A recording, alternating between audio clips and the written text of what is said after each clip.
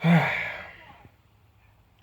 I'm doing this video real quick to address the Twitter fingers president of the United States of America, aka Donald Trump, who claims to be an enforcer of the law. He's the executive branch of the United States, basically the one that everyone answers to, so to speak.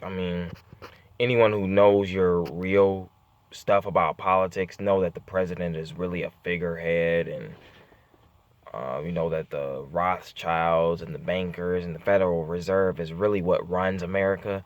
But for conversation's sake, we're going to say that Donald Trump is the true head of state.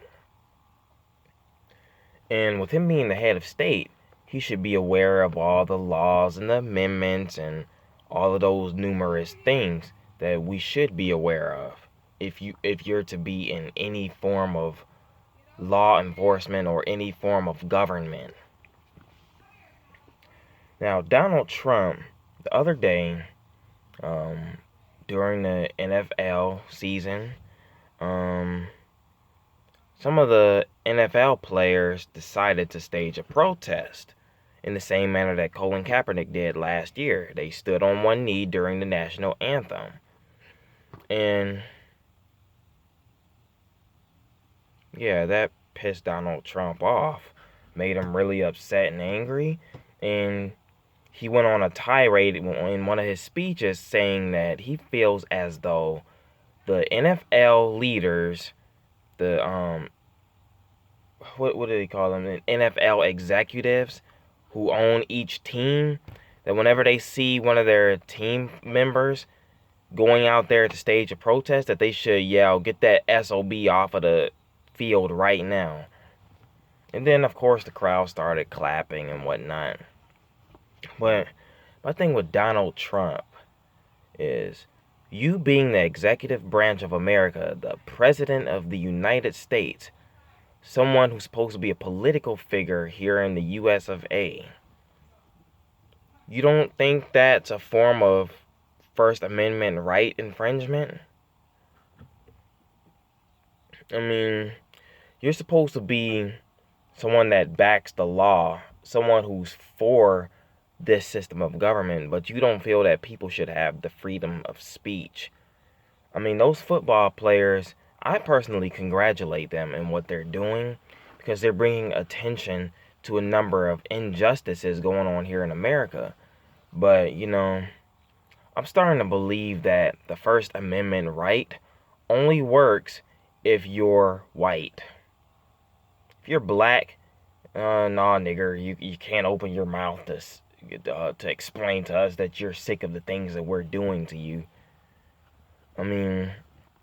That's what it seems like, because whenever you get NFL players that go out there and protest, we always get the same thing. A bunch of people angry. Colin Kaepernick got a ton of backlash last year, and then now the NFL players are getting a ton of backlash now. And I think the more backlash they get, the more we're going to see this sort of thing happen. We might even start seeing it in like the NBA and other forms of sports, because people are starting to get their eyes open to the foolishness and the injustice that's going on here in the United States. People are getting sick of it.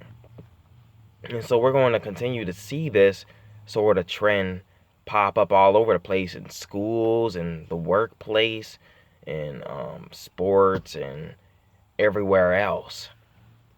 But back to Donald Trump, it just cracks me up when I see somebody who's supposed to be a defender of your First Amendment rights, and he's instead saying, "Get that SOB off of the field right now." He thinks that should be the protocol whenever you get a system or a situation in which someone is protesting. It's like America was founded off of protesting, though, man. What about the Tea Party, the tea boycott, or should I say the Boston Tea Party, where they dumped all that tea into the harbor, turned it into the biggest cup of tea in history. And that was a form of protesting. They didn't like England's taxes. They didn't like what they were how they were being taxed with no representation. And so they said, you know what? I'm done with you, England. I'm finished with this. And they staged their own protest and they dumped all that tea in the harbor. Let's look at other situations here in America. Let's look at other protests that came about. The feminist movement. Let's look at, excuse me, kind of getting over a little bit of a cold right now, so just bear with me. But let's look at let's look at the civil rights movement. Let's look at all your movements that happened here in America. That's what supposedly made America what it is today. The land of the free, you know, you can speak your mind, free speech, all of that kind of stuff. But now we got a president that's saying that you shouldn't be allowed to do that. Bottom line, I've said it before in plenty of my videos in the past, that America is a very one-sided, hypocritical country ran by hypocrites who can't see their own wrong. They expect you to put up with whatever garbage that they dish out to you, and if you have anything to say about it, you might as well be talking to a brick wall. A brick wall that's going to fall down and crush you because they feel like you shouldn't have a voice. And you shouldn't be able to voice your opinion here in America.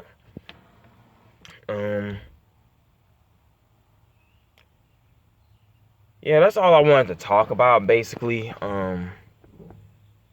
Things aren't going to get better here in America. I mean, we thought things were getting good when Obama stepped in office back in 2008. We thought things was going to get so good and whatnot.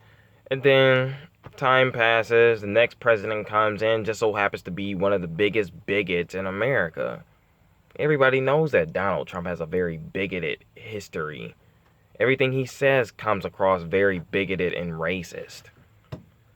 But that's just America. For black folks and other colored people, it may look like things is getting better, but then what happens? Another bigot steps into office and then ruins everything. Same thing happened back in the old days of America, where after slavery you had black politicians stepping up in the ranks, and black senators and black mayors and all kinds of politicians that were of color.